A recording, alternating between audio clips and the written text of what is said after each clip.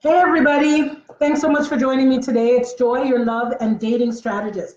So, what I wanted to talk to you about today was that fake input equals fake output. In love and dating and relationships, there's so many people out there in the world now looking for love, and it's always obviously always a thing, right?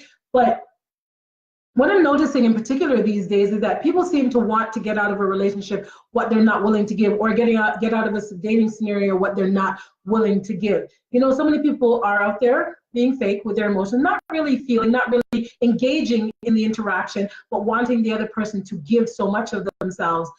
But my thing is this: if you're not willing to give, how do you expect to get, right? Too many people are operating from a place of hurt, past mistakes, and that's where they're living, right? You can't move on to a new relationship and still be in an old place. You haven't moved on then. You're just physically with another person, but your emotions and heart and all of that is still back in the past relationship.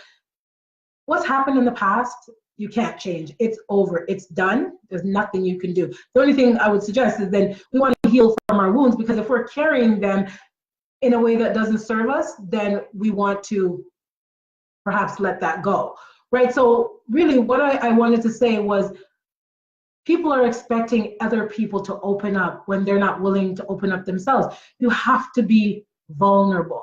You got to be giving of yourself in order for another person to be willing to open up to you to that level. We're all waiting for the other person to do it. And I'm really shocked oftentimes when I go into, dating and relationship groups, or I'm communicating with people and they're waiting for the other person to do the right thing first. So you're waiting for someone to give of you or give to you something that you're not willing to yet give out of fear, right? And they say fear is false emotions appearing real.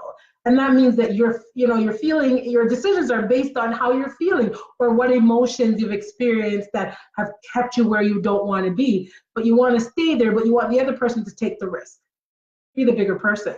Be the bigger person for the simple reason you get to move on. You get to stop keeping yourself in a place that doesn't serve you. If you're truly looking for love, you have to open the door and allow the other person to have the opportunity to walk in. You don't have control, never, ever, ever, of what another person's going to do, right? You just don't. And if you think that by them doing it first, that it protects you, a person can crush your heart at any time, at any given time. But we have this belief, or we want to believe that if they do all these things first, then maybe I'll go in and give of myself. But be the bigger person. Be willing to take the risk. Your heart is never, listen, you can't never fully protect your heart, because that's what a relationship is. It's a risk. It involves risking your heart. You hear people been married for so many years who the relationship ends and all of that. It's a risk. But if you're not willing to take it, you can never see the return on your investment. It's not the scariest thing in the world. I'm sure that many of us have been hurt. It's a thing. I've said it many times and I'll continue to say it, that if you don't risk the giving of your heart and your soul, that person doesn't know you anyway. And people say, I want them to love me for me. He should love me for me. But he doesn't know you. So how can he love you? Right? We got to stop setting up these expectations and these boundaries for things that we're not willing to do. Stop accepting or stop expecting from people what you yourself are not willing to give. You can't get it. So if that's the reason why you're doing it, if you're doing it in order to get something first, well, if he doesn't know you, he can't love you. And we don't want, us ladies all the time say, we don't want him to just, we want him to love us for more than just our looks and, our body or this. But if we want him to love us truly in our heart, if we don't risk handing it over to them, they can never love us for that. Never. Too many people are holding back. Oh, I don't want to make him dinner because that's wife duties. What is wife duties and husband duties, boyfriend duties and girlfriend duties? And how do you expect to get wife status if you're not willing to show him, what the goods can be like in terms of what you're able to do, that you're able to, have his back at, last minute and be by his side if he needs you. You're holding back so much of yourself. Someone can never get to know you to even offer you something else. You want someone to say, will you marry me? But they don't know you.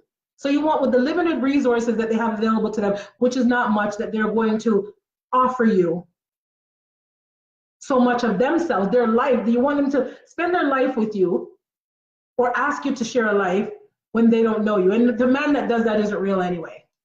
So I'm really gonna, say this again. Be willing to open up your heart and take a chance, because if you don't, the consequence of that is that you're going to do what you're doing right now, which is stay alone. And if you don't want that, I invite you to be vulnerable. Take the risk. I did it. And let me tell you something. I was scared, very scared.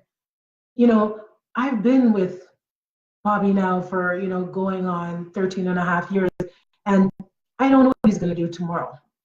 But you better believe while we're here together, it's going to be one heck of a relationship, though. Right? I've been hurt before, but if I had let that stop me, and trust me, I almost did.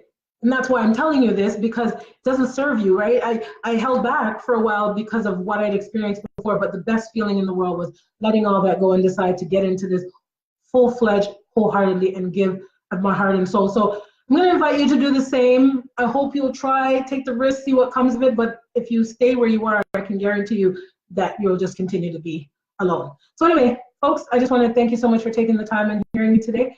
And jump in and be the best version of you. Remember, fake input will give you fake output. Thank you so much for your time today. Bye for now.